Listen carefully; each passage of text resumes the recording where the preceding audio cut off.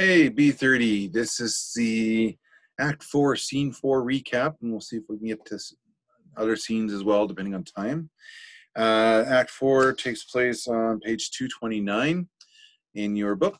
So, there you go. And if you're following an audiobook, just follow according to the chapter or scene listings in your Audible or whatever you're following. So this scene is just another transitional scene. This is where Hamlet's about to embark on his trip to England. He knows it's not going to be it's not going to be like a exile type thing, or maybe he does. But he suspects there's something not right, especially with Rosencrantz and Guildenstern escorting him. So there's something fishy about this. So anyways, he has to go anyways to England. And so they're about to board this boat or ship. And while he's about to do this, he sees this massive army. And it starts off with Fortinbras, who is the nephew of the uncle who is running Norway right now, to continue moving the soldiers forward. And so the captain says, yeah, okay. And the captain comes into contact with Hamlet, and Hamlet's saying, whoa, what's going on here? And so Hamlet gets this information about this military campaign, about we're going to go after the Polak or the Polish people. So far, thousands of soldiers have died to protect Norway's interests and their honor. And Hamlet is deeply moved by that sacrifice that has been made by the Norwegians, and the fact that Hamlet has not made his own sacrifices. He's been playing games and taking his sweet time on his path of vengeance. And like he had multiple opportunities to get this done and over with, but or he could have walked away simply, which takes us back to Act 3, the to be or not to be speech, because he could have walked away from this. But once the play confirmed Claudius's guilt, then he knew what the ghost is true. So he could have just finished it off during confession. He didn't, because he believed that Claudius's soul would be redeemed, because he would have been killed on holy ground. So we need to do it in another fashion, like a more legal fashion, like a duel or something, like a more public affair type thing. And so Hamlet starts to compare himself to Fortinbras.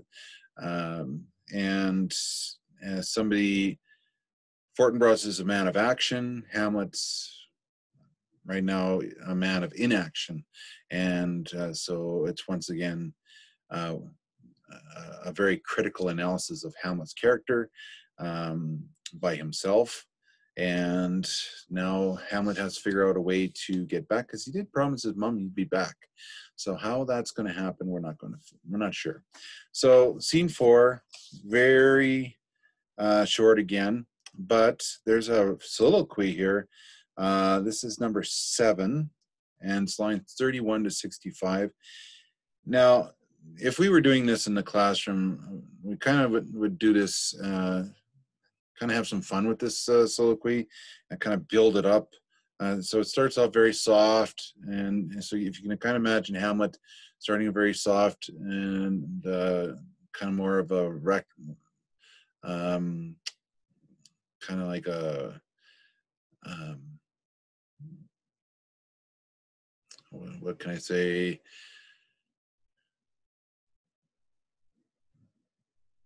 More of a looking inwards, self-reflection, that kind of thing. And then it turns to the point where he has to act, where Fortinbras is acting on his beliefs and his values and so on and so forth, Hamlet has to do the same thing. So if you remember that commercial, the I Am Canadian commercial, My Name is Joe, if you kind of see how he starts off soft and then he becomes very passionate and nationalistic, pride, Canadian, I am Canadian, my name is Joe, that kind of thing. My name is Hamlet, I am Danish, I'm Denmark, and I have to get myself back on track, and I'm going to be back, Denmark, and so on and so forth. So we would have had a nice competition with that in the classroom, just to see who could speak it more passionately. And so I'm going to give it a try here, and we'll see how it goes. You can let me know whether or not I've read it passionately or not. So it starts about line 52. So,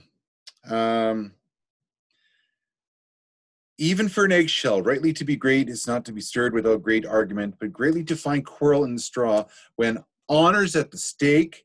How stand I then that I have a father killed, a mother stained, excitements of my reason and my blood, and let all sleep, while to my shame I see, and the intimate death of 20,000 men that for a fantasy and trick of fame go to their graves like beds, fight for a plot, whereon the numbers cannot try the cause, which is not tomb enough and continent to hide the slain. Oh, from this time forth, my thoughts be bloodied or be nothing worth. Okay, I am Denmark. Okay, so he has a plan. He's going to get back on track, and nothing's going to stop him. All right, so let me know if I read that passionately enough. And, yeah, go Hamlet. Okay.